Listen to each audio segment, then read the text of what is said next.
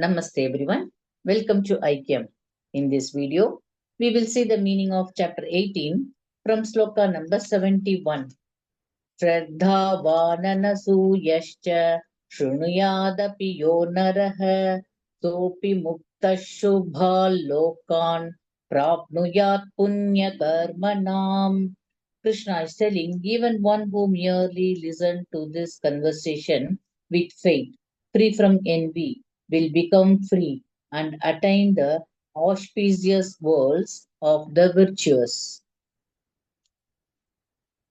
कच्चिदेतच्छ्रुतं पार्थ त्वयैकाग्रेण चेतसां कच्चिदज्ञानसम्मोहः pranashtaste dhananjaya.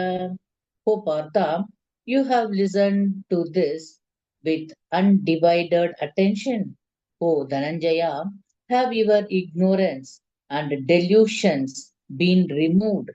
Krishna is asking question to Arjuna.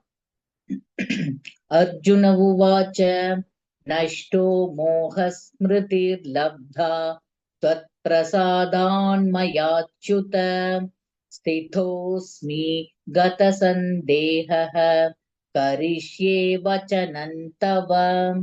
Arjuna is telling, oh Achyuta, my delusion is destroyed and my memory restored by your grace.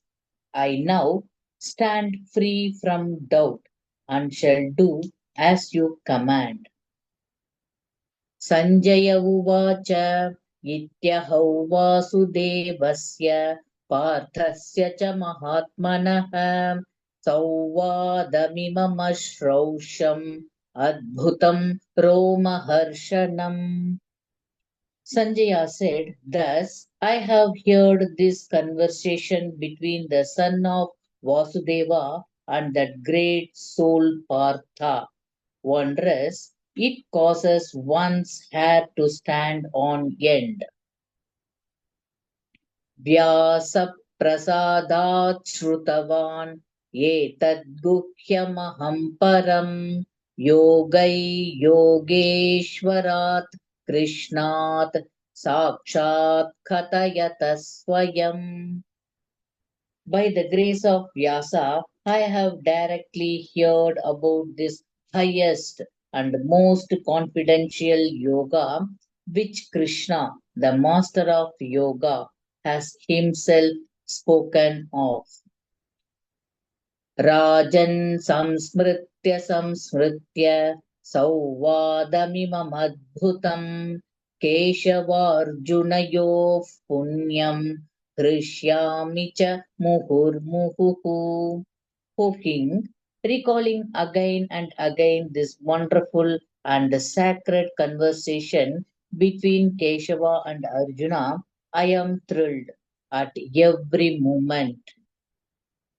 तच्च संस्मृत्य संस्मृत्य रूपमत्यद्भुतं हरेः विस्मयो मे महान् राजन् हृष्यामि च पुनः पुनः.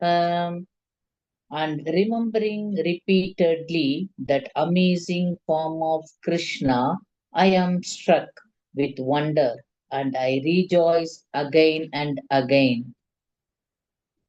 यत्र योगेश्वरः कृष्णः यत्र पार्थो धनुर्धरः तत्र श्रीर्विजयो भूतिः ध्रुवा नीतिर्मतिर्मम.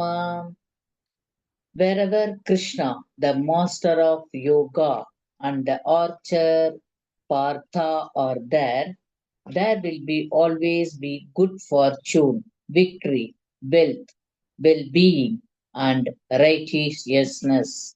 This is my conviction.